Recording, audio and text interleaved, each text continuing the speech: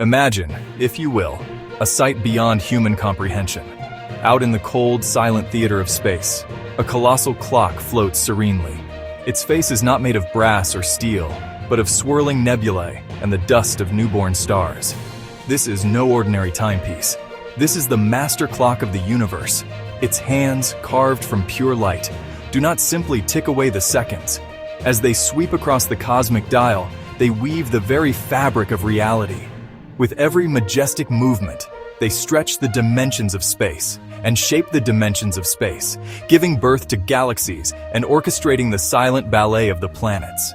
This clock is the grand architect, the silent conductor of everything that is, everything that was, and everything that ever will be. Look closer at this magnificent celestial machine. You will see that its presence is not merely ornamental. It has a profound physical effect on the universe around it. Near the clock's edge, where the gears of creation churn with unimaginable force, a dark and hungry abyss resides. This is a black hole, a place where gravity's grip is absolute. Light, the fastest thing we know, cannot escape its pull. We see starlight from distant suns approach this void, and instead of passing by, it curves, it bends. The light follows a path warped by the immense gravity, a visible demonstration of a hidden truth. Space and time are not separate. They are a single, unified fabric. Now picture a different scene. Not in the vastness of space, but in a place far more intimate yet just as mysterious. A human figure stands at the threshold of a shimmering tunnel. This is no ordinary tunnel of rock and earth. It is a conduit of pure energy, a vortex where the laws of physics seem to twist and coil. The air around it hums with an unseen power. The light within it flows like a river of liquid diamonds. The figure hesitates for just a moment, a silhouette against the impossible glow, before taking a single fateful step. A step into the unknown, a step into time itself. As the traveler enters, a startling transformation begins. The solid form starts to waver, like a reflection on a disturbed pond. Flesh and bone dissolve, particles of light, fleeting shadows. The very essence of their being is unraveled, strand by strand. They are no longer a person in a specific place or a specific moment. They have become a transient being, suspended in the currents of the temporal stream. They are caught between the echoes of what has been and the whispers of what might be. Here, in this liminal space, past, present, future are a single, swirling landscape. This passage is a place of paradox. The traveler is both everything and nothing. They are a collection of memories, a lifetime of experiences, all laid bare and visible at once. They can see the child they once were, playing in a field of sunlit grass. They can glimpse the aged face they might one day wear. All moments of their existence are present simultaneously, like pages of a book opened all at once. They're not moving forward or backward, they are simply existing. A consciousness adrift in an ocean of time, witnessing the totality of their own story. What is time? We measure it with clocks and calendars. We speak of it as something we can spend, save, waste. But what is it really? Think of time not as a ticking clock, but as a great flowing river. Each drop is a single moment, a now. Our consciousness is a small boat on the current. We can only experience one drop, one moment at a time. Past moments are upstream. They form the landscape of memory, the past. Future moments are downstream, hidden around the bend, the future. This river of moments shapes our existence. Without its flow, there'd be no story, no growth, no change, no learning from mistakes. Our lives are forward progression, a journey from birth to death.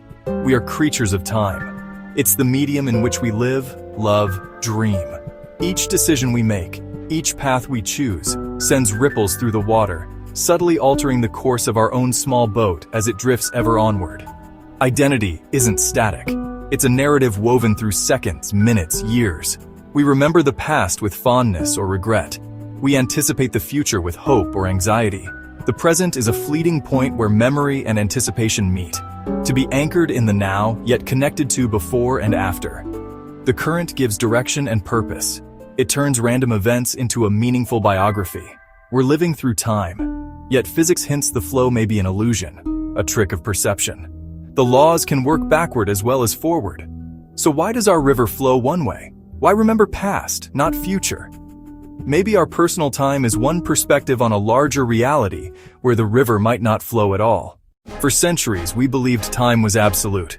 A second on Earth, a second on Mars, a second at the edge of the galaxy. It was a universal metronome, ticking at the same rate for everyone, everywhere. Then, a young patent clerk named Albert Einstein came along and shattered that idea forever. He gave us a new vision of the universe, one where time is not constant. He showed us that time is relative, it is flexible, it can be stretched and squeezed.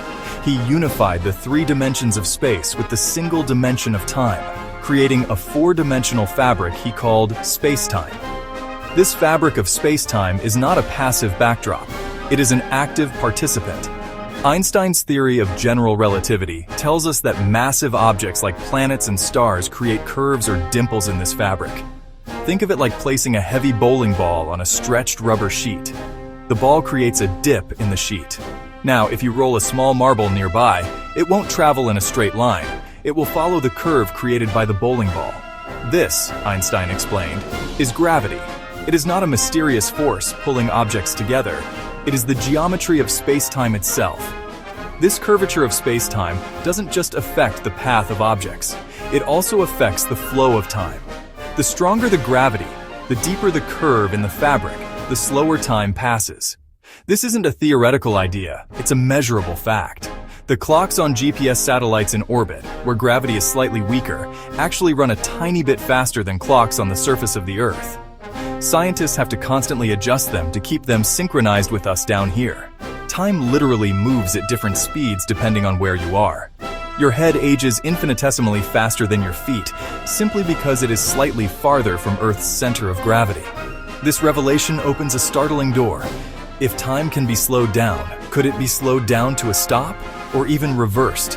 Einstein's equations do not forbid the possibility of time travel. Once we open the door to traveling into the past, we're immediately confronted by a host of, mind-bending paradoxes. The most famous of these is the grandfather paradox. So the story goes like this. You build a time machine, travel back to a time before your parents were born, and, well, you cause an accident that prevents your grandfather from ever meeting your grandmother.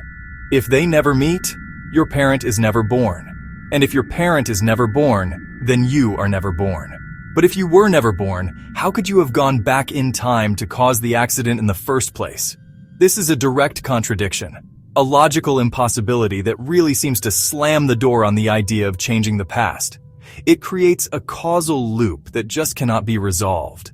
The effect, you disappearing, erases the cause, which is you traveling back in time. Science fiction has wrestled with this problem for decades, offering all sorts of creative explanations. Some stories suggest that the past is immutable. You can go back and witness it, but you're like a ghost, unable to interact with or change anything. Any attempt you make to alter events is destined to fail, as the universe conspires to ensure that what has happened has happened. Another fascinating idea is the multiverse, or the many worlds interpretation of quantum mechanics.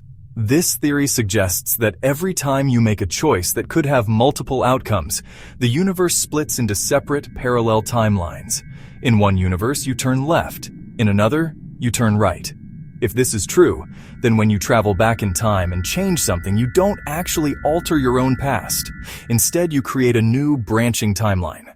If you wanted to travel from one side of a piece of paper to the other, the most direct route would be a straight line across its surface. But what if you could bend the paper, bringing the 2 points right next to each other, and then poke a hole through it? You would have created a shortcut, a bridge between two distant locations. This is the basic idea behind a wormhole, or what scientists call an Einstein-Rosen bridge. It is a theoretical tunnel through the fabric of space-time, connecting two different points in space or even two different points in time. The concept of a wormhole emerges directly from Einstein's theory of general relativity. His equations allow for the existence of these topological oddities, these cosmic subways. In theory, you could step into one end of a wormhole on Earth and emerge moments later in another galaxy, millions of light years away. It wouldn't be faster than light travel in the traditional sense. You would not be breaking the cosmic speed limit. Instead, you would be taking a shortcut, traversing a bridge outside of normal space. It is a tantalizing prospect for any would-be interstellar explorer. Imagine you have a wormhole with two mouths. Mouth A. You leave mouth A stationary mouth B. You take mouth B on a journey. You accelerate it to near the speed of light, fly it around for a while, and then bring it back to rest near mouth A. Because of time dilation, the effect of high speed slowing down time, the clock at mouth B would have ticked much slower than the clock at mouth A. Mouth B would now be in the past relative to mouth A. If mouth A is in the year 2025, mouth B might be in the year 2024. Now you have a gateway to the past. You could step into mouth A in 2025 and emerge from mouth B in 2024. You could then travel back to mouth A the old-fashioned way and arrive before you even left. You have created a closed, time-like curve, a pathway into your own history. The science is sound, at least on paper. However, there is a very big catch. To keep a wormhole open long enough for anything to pass through, you would need a type of matter that has never been observed, exotic matter. This material would need to have negative energy density, essentially possessing anti-gravity, to prop the tunnel open and prevent it from collapsing into a black hole. To truly grasp the strangeness of time, we don't even need to travel to the past.